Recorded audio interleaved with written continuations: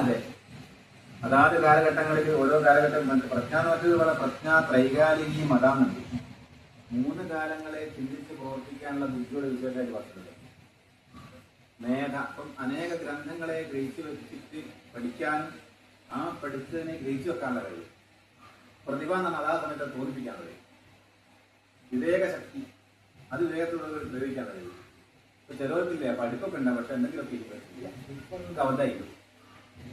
നമ്മൾ ശ്രീരാമനെ വെച്ചിട്ടുണ്ടായിരുന്നു. ശ്രീരാമൻ ഒരു കഥയില്ലേ? അതെ, ഇതെന്ന് വെച്ചാൽ ഇന്നത് ചെയ്യണം, ഇന്ന് ചെയ്യാതിരിക്കണം എന്നുള്ള വ്യത്യസ്തമായ കാര്യങ്ങളെ മനസ്സിലാക്കി പ്രവർത്തിക്കാനുള്ള കഴിയുക. അതാണ് വിവേകം. ഇപ്പൊ ചിലർ പറയുന്ന അറിവുണ്ട്, പക്ഷെ വിവരമില്ല. ചിലർക്ക് വിവരം ഉണ്ടാവും, പക്ഷെ അറിവുണ്ടായില്ല. ഇതൊക്കെയും കൂടി ചേർന്ന് കിട്ടാൻ ശേഷം പണിയാണ്. ചേർന്ന് കിട്ടാനുള്ള സംവിധാനം പറയും. ഇതൊക്കെ ഉണ്ട്, അതിനെ പ്രകാശിപ്പിക്കാൻ ദേവിന്റെ അനുഗ്രഹത്തെ സാധിക്കും. ആ സാധ്യമായ കാര്യം പറഞ്ഞു. ഞാൻ എൻ്റെ ജീവിതത്തിൽ കണ്ടൊരു കഥയുണ്ട്. ഞാൻ ഈ പ്രേതം ഭൂതം എന്നൊക്കെ പറയാന്നല്ല കേൾക്കാന്നല്ല ഞാൻ കണ്ടിട്ടില്ല. പക്ഷെ ബാധ കൂടിയിട്ട് ഞാനൊരു കുട്ടീനെ കണ്ടു. എൻ്റെ അടുത്ത് വന്ന കുട്ടിയാണ്. ആ കുട്ടിക്കൊരു 14-15 വയസ്സൊക്കെ ഉണ്ടാവും. ചെറിയ മോളാ. ഈ പ്രായം എന്ന് പറയാൻ എത്രയായിരുന്നു. കുട്ടിക്ക് ഇത് വന്നാൽ കുട്ടി സംസാരിക്കപ്പെടില്ല. അത് ജീവിതത്തിൽ തമിഴ് പഠിച്ചിട്ടില്ല. ജീവിതത്തിൽ ആ കുട്ടി തമിഴ് പഠിച്ചിട്ടില്ല, ഉറപ്പാണ്. ഇതിങ്ങനെ പ്രയാസമായ സമയത്ത് എൻ്റെ അടുത്ത് വന്ന് പ്രശ്നം വെക്കാൻ വേണ്ടി വന്നാ പാടുന്നതിലും കൂടി ഇളകുകയാണ്. ഞാൻ ഇതിനോട് തന്നെ ചോദിച്ചു, ആരാണ് ഈ കുട്ടിയുടെ ചരിത്രമൊക്കെ എനിക്ക് പറഞ്ഞില്ല. തമിഴ് പറയുന്നത് എനിക്ക് മനസ്സിലാക്കാം. വിശ്വസിക്കാൻ എടുക്കാനാവും. നിരവധി പരിഹാരം ചെയ്ത് മാറിയ അവസാനം ഞാൻ ചെന്തുന്ന പരിഹാരം ചെയ്യാൻ അയനോട് നേരിട്ടു. അത് പറഞ്ഞാൽ നിൽക്കുന്ന ഇതാണ്. അത് പറഞ്ഞെടുത്ത നേട്ടമായി മാറിയില്ല. അങ്ങനെ ജീവിതം അനുഭവിച്ചില്ല. അതിന്റെ അനുഭവമല്ല, അതാവും അറിയുമെന്ന് അറിയുന്നു. അപ്പൊ ചിലത് നമ്മളെ ബുദ്ധി കൊണ്ട് ഗ്രഹിക്കാൻ പറ്റാത്തൊക്കെ ഉണ്ട്. അതുകൊണ്ട് പറഞ്ഞത് ഇപ്പൊ എന്തെങ്കിലും എന്നൊന്നും പറയാനായിരുന്നു. ആദ്യമാണോ ശരിയായ ഭഗവതിന്റെ അനുഗ്രഹമാണോ എന്നൊക്കെ അറിയണമെങ്കിൽ അത് ശരിയായ രൂപത്തിൽ പറയാൻ വേണ്ടിയിട്ട് വിശ്വസിക്കുമ്പോൾ. കാരണം ജീവിതത്തിൽ തമിഴ് പഠിക്കാത്ത കുട്ടിയാണ്. തമിഴ് സുഖമായിട്ട് സംസാരിക്കും. വന്നാൽ മാത്രമേ തമിഴ് ലഹരി സംസാരിക്കില്ല. മാത്രമല്ല ഞാനിങ്ങനെയുള്ള സാധനം അങ്ങനെ ഇന്നൊരു വിശ്വാസത്തോടെ ഉണ്ടാവില്ല പഠിച്ചത്. അനുഭവത്തിൽ കണ്ടേ ആദ്യത്തെ.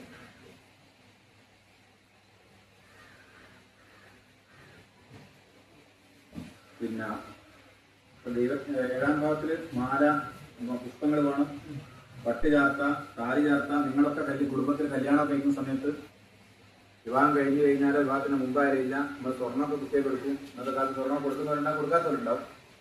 എന്നാലും സ്വർണ്ണം എടുക്കുന്നതിന്റെ ആദ്യത്തെ അംശം ഭഗവതിക്ക് എടുക്കേണ്ടത്. ഇവിടുത്തെ ഭഗവതി അമ്മയ്ക്കാണ് ആദ്യത്തെ അംശം എടുക്കേണ്ടത്. ആ കുട്ടിയായാലും ചെറിയവനായാലും മകനായാലും ആണായാലും പെണ്ണായാലും ഇവിടെ വന്ന് വെറ്റിലെ അടക്കൊക്കെ വെച്ച് പ്രാർത്ഥിച്ച് ദേവിക്ക് താലി ചാർത്തി ഞാനിങ്ങനെ വിവാഹം കഴിക്കാന്നൊക്കെ പ്രാർത്ഥിക്കുക. വിവാഹശേഷം ഭാര്യനെയും കൂട്ടി വന്ന് വിടുക. ഇവിടുന്ന് അങ്ങോട്ട് പോകുന്ന സ്ത്രീ ആരും അങ്ങനെ ചെയ്യുക. അതിനാണ് അവരുടെ ജീവിതത്തിൽ ദാമ്പത്യ പ്രശ്നങ്ങൾ ഉണ്ടായില്ല. 108 പോകാൻ ആദ്യം കൊടുക്കൂ, എന്നാൽ അമ്പലത്തിലേക്ക് ചില സാധനം കൊടുക്കൂല. അങ്ങനെയുള്ളതുണ്ട്. ആ കൊടുത്തതിനെ കണ്ട് വീണ്ടും കൂടും. നിരവധി ഗ്രഹങ്ങൾ ദൃഷ്ടിക്കുക. ഇങ്ങനെ വന്നാൽ അനേകം പേർ ചേർന്ന് മരിക്കുന്നവരുടെ സ്ഥാനം നയിക്കപ്പെടുന്നു. അത് പ്ലെയിനപകടം വസ്ത്രപകടം ഒരു കുടുംബത്തിലെ വന്നപ്പോഴാണ് ഇതൊക്കെ ആ ഫലത്തിൽപ്പെടുന്നതാണ്. ഇതൊക്കെ ചിന്തിക്കാനുള്ള ബുദ്ധിശക്തി ഇന്നത്തെ പെട്ടെന്നുള്ള സമയത്ത് യാതൊക്കെ ഉണ്ടാക്കി ഒന്നും നോക്കുക. ആദ്യം സർക്കാരിന്റെ അവിടെ കണ്ടിരിക്കണം. സൂക്ഷ്മമായിട്ട് അകലം ചെയ്താൽ ഉണ്ടാവും. ഇത്രയും സമയം ചെയ്യണം. നമുക്ക് യാതൊന്നും നോക്കിയാൽ ഒരു ദിവസം ആട്ടെ പട്ടാളെ യാതൊന്നും അനുഭവിച്ചില്ലേ. അതൊക്കെ നമുക്ക് വ്യത്യാസം ഇതൊക്കെ ഉണ്ടാവും. പിന്നെ ബുദ്ധിശക്തി ശാസ്ത്രം പ്രത്യേകം രാഷ്ട്രീയമാകാതിരിക്കും. അപ്പൊ ഇത് വീണ്ടും വീണ്ടും പ്രശ്നം വെക്കുന്നേരം കാണുന്നുണ്ടാച്ചാൽ ഈ ശാപമൊന്നും പേര് തീരൂല. അതിങ്ങനെ മാഞ്ഞ് പോകും. ഇനിയിപ്പോ മരിച്ച ആൾക്കാരെ ശാപം ഇങ്ങനെ തീർക്കാതിരിക്കും. അതിന് ബലിശ്രാദ്ധങ്ങളെ കൊണ്ട് തൃപ്തിപ്പെടുത്തുക. അച്ഛനമ്മയും ജീവിച്ചിരിക്കുന്നതിന്റെ അവിടെ പോയി നേരിട്ട് കണ്ടിട്ട് സംസാരിച്ച് തീർക്കുക. ഒരാൾക്ക് അമ്മേന്റെ മനപ്രയാസം വന്നു, ഒന്നുമില്ല അമ്മേനെ എടുത്തു പോകാൻ ആരും വിളിച്ചോളൂ. എന്റെ വേറെ ഉത്തരവും അച്ഛൻ എടുത്തു. അച്ഛൻ്റെ പോയി കാര്യങ്ങൾ പറഞ്ഞ അച്ഛൻ നേരെയാക്കാം. ജീവിച്ചിരിക്കുകയാണെങ്കിൽ മരണാനന്തര ക്രിയയാണെങ്കിൽ അവരെ പിണ്ടദാനം ചെയ്യുന്ന സമയത്ത് ആ പിണ്ടത്തിന്റെ അടുത്ത് പ്രാർത്ഥിക്കുക. ഇങ്ങനെയൊക്കെ സംഭവിച്ചു കഴിഞ്ഞു. കാരണം അച്ഛനും അമ്മയും ഒരു മനുഷ്യന്റെ ജീവിതത്തിലെ ആദ്യത്തെ ഗുരുവാണ് അമ്മ, ആദ്യത്തെ ഗുരുവാണ് അച്ഛൻ. ഏറ്റവും കൂടുതൽ അമ്മയ്ക്കാണ്.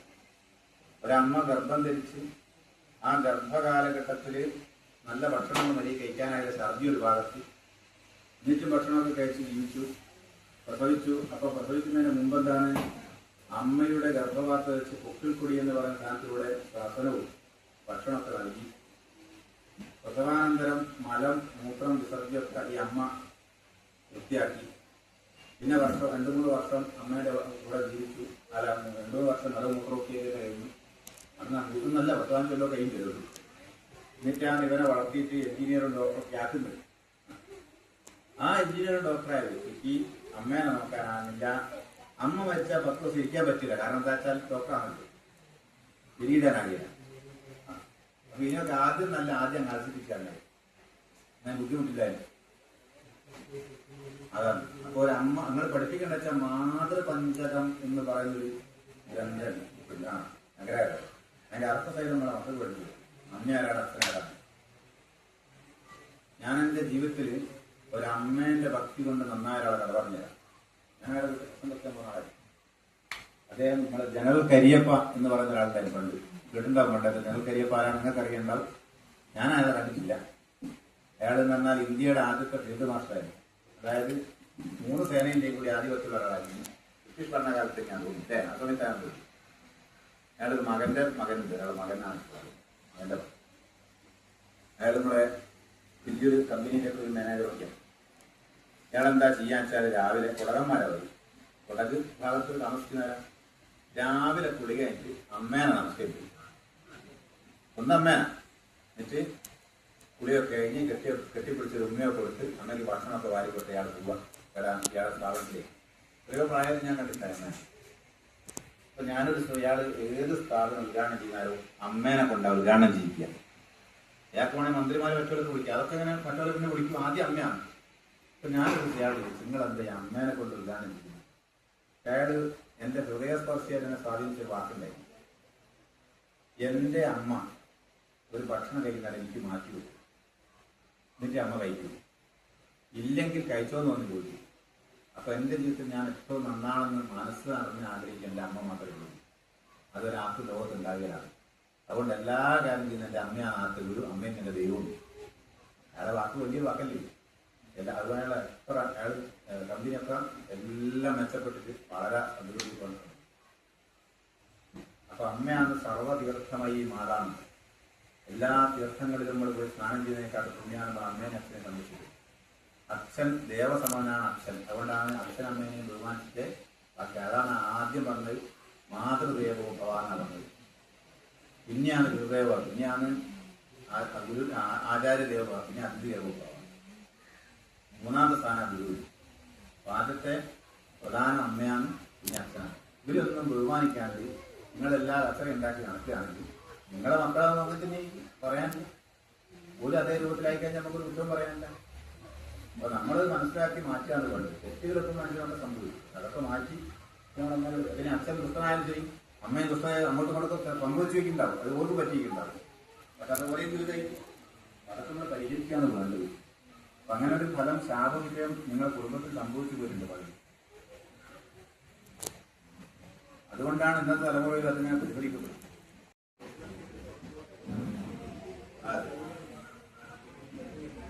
കാരണം ഇവിടെ കീടാന്ന് പറയാൻ കാരണം എന്താ അറിയാം?